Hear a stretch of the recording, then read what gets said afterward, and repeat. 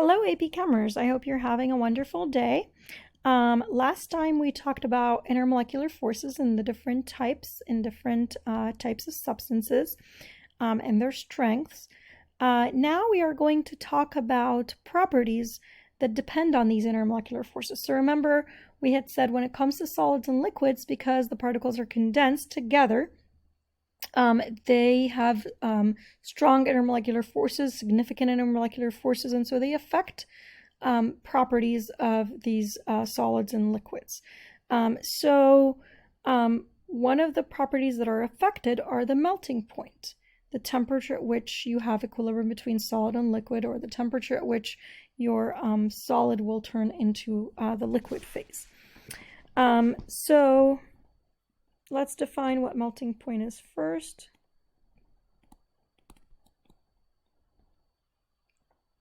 The temperature at which there is an equilibrium between the solid and liquid phases. Or if you prefer, the temperature at which solid begins to melt. So what does that have to do with intermolecular forces? Well, let's think about it. When you melt a solid, you're breaking the crystal and allowing the particles, instead of being stuck in their place vibrating in that crystal, to break the crystal and kind of slide around each other, try to move a little bit more, right? And so in order to break that crystal, that requires energy to overcome breaking that crystal, right? To overcome the intermolecular forces that are holding it together as a solid to make it into a liquid. So since we're overcoming intermolecular forces, the stronger these intermolecular forces are, the more energy you need to put in order to overcome these attractions. And so the stronger the intermolecular forces, the higher the melting point will be. You need to heat it up to a higher temperature to get it to melt. So the stronger the intermolecular forces, the higher the melting point.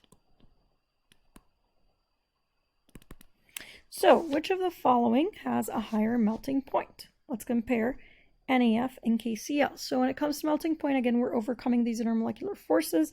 And so these both are ionic, so we're looking at ionic interactions here, right? So when it comes to ionic interactions, if you remember, the higher the charges and the smaller the size of the ions, the stronger these interactions, because if they're smaller, that means they're closer together, so higher interaction, higher attraction. And if there are higher charges, like a +2 versus a +1, then there's also stronger attraction. So in this case, they're both +1 and -1. So the charge doesn't really matter here. So let's look at the sizes. So NaF is much smaller. Your ions are much smaller than KCl. And so here the ions are closer to each other, and so they're able to attract each other more. And so there are stronger ionic interactions in NaF than there are in KCl, and therefore NaF will have a higher melting point. Let's look at the next ones. So both of these again are ionic, so we have ionic interactions again in both of them. And so then let's look at the difference. So when it comes to ionic interactions, again, the charge and the size matter, and the charge trumps the size. So if you have the charges telling you one way and the size telling you the other way, you go with the charges. Charges trump the size. So the charges here are +1 and -1, here +2 and -2. So much stronger attraction in magnesium oxide than in sodium fluoride, and so magnesium oxide has a higher melting point. Let's look at the next one, NaF or H2O. So NaF has ionic interactions, whereas H2O has hydrogen bonding. Which one is stronger attractions? These. And so harder to overcome these ionic interactions than it is to overcome the hydrogen bonding between the water molecules. and so it takes more or higher temperature to melt NaF. And we know that all ionic substances are solids at room temperature, right? Whereas water is a liquid. So that tells us that the melting point of NaF is higher, even without, going through the explanation. Okay, next one. This is octane, and this is octanol. So this is just a straight chain of carbons, 8 carbons with hydrogens all around. So this is nonpolar, and so it has London dispersion forces. Versus this one is a chain of 8 carbons, and then at the end it has an OH, and so you have hydrogen bonding here. And so which one has stronger intermolecular forces to overcome? That would be this one here, and so it would have a higher melting point. Okay, similarly, boiling points. So boiling points are the temperature, or is the temperature at which you have an equilibrium between the liquid and the vapor phase.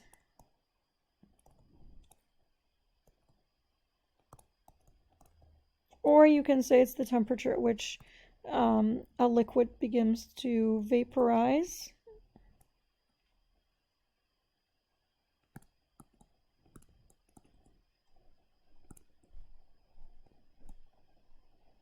Vapor or gaseous phase. And let's think about what happens when you boil. So when you boil substance, you have your, no, I didn't mean to do that. Oh, stop. There we go. Sorry about that. So you have your liquid particles, right? And we need to turn them into gaseous particles. These are meant to be all the same size circles here. Sorry, I can't draw very well. So anyway, what happens is when you go from a liquid to a gas is you are spreading your particles apart, making them go farther and farther away from each other, right? So these particles attract each other by intermolecular forces. In order to get them to go from the liquid phase to the gaseous phase, you got to overcome these attractions, these intermolecular forces. So the stronger these attractions, the harder it is to overcome them. So you need to heat it even more to a higher temperature. So the stronger the intermolecular forces, the higher the boiling point.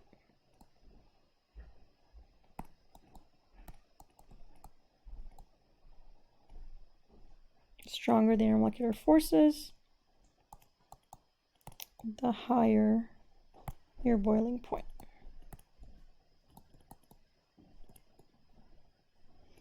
So let's take a look at these right here. Looks like we have a list of some noble gases and their boiling points. And let's see if this trend makes sense. So we have helium, neon, argon, xenon, radon, and here are your boiling points. What is happening to the boiling points here? Which of these is the highest boiling point? They're negative, so watch out. Yeah, this is the highest boiling point, right? So, and this is the lowest out of all of these. So, does that make sense? Well, let's look at what type of intermolecular forces they have. So, these are all noble gases, and so no polarity here. They're all nonpolar, and so these all have London dispersion forces, just London dispersion forces. Remember, with London dispersion forces, the larger your particles and the more electrons you have, the stronger these London dispersion forces. So which of these have the most electrons? Well, radon has the most electrons, and it's also largest. And so this would be the strongest London dispersion forces. These would be, the helium would be the weakest London dispersion forces, right? So does it make sense? Yes, it does. The stronger the intermolecular force, the harder it is to overcome it and turn it into a gas. And so the one with the strongest intermolecular force is going to have the highest boiling point. So this trend should make sense. Now let's take a look at this table here. So we're given propane, dimethyl ether, methyl chloride, acetaldehyde, and acetonitrile. And they give us the molecular weight, which, weight itself does not really affect intermolecular forces. However, typically, it is correlated to the number of electrons, right? So basically, they're telling us here that they're all about the same number of electrons, kind of the same size, relatively speaking. So my London dispersion forces are about the same here. This is your dipole moment, mu. And so remember that the larger the dipole moment, the more polar it is. And then this is your boiling point. And it looks like my boiling point is increasing as I'm going down. So explain this. Why is that? Why is it that acetonitrile here has the largest boiling point, whereas propane has the lowest boiling point? Justify. So in this case, you would look at these and you would say, well, it looks like the dipole moment is making the difference here. Because again, my weights are really similar. And so my London dispersion is really similar. But my dipole interactions are very different. This is pretty much nonpolar. Slightly polar, a little bit more polar, a little bit more polar, and then this is very polar, relatively speaking. So the stronger or higher the dipole moment, the stronger the intermolecular forces, and the higher the boiling point. Okay, so we looked at it in terms of particles all having London dispersion or particles all having dipole moment here. What if you're given like a mix of different things? So here we want to place the liquids in order of boiling point. So what you want to do, whether it's boiling point or melting point, any of these properties that are affected by the intermolecular forces, the first thing you want to do is come up with what type of intermolecular forces they have. So let's look at this here. This is butane, which is like lighter fluid. And it looks like it's nonpolar. And so because it's nonpolar, all I have here are London dispersion attractions.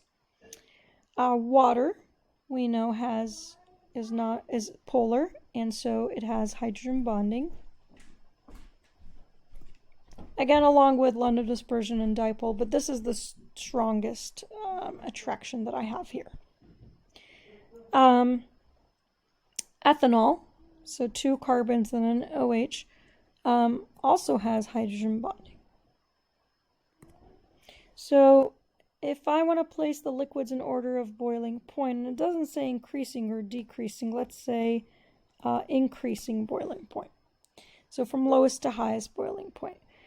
Out of these 3, this one would be the lowest boiling point because it has the weakest intermolecular forces, right? London dispersion forces are much weaker than hydrogen bonding. Now let's take a look at these 2 since they both have hydrogen bonding. Water looks like this. Ethanol looks like this.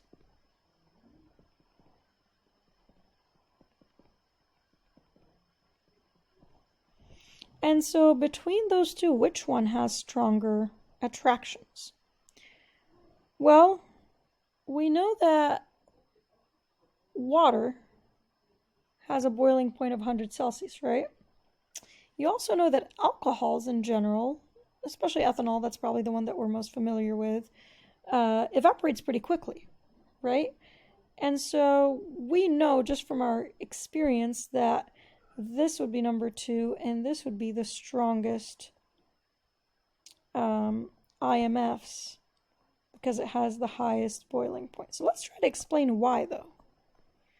Well, if we're looking at hydrogen bonding here, remember hydrogen bonding has to do with the partial positive and the partial negative, right?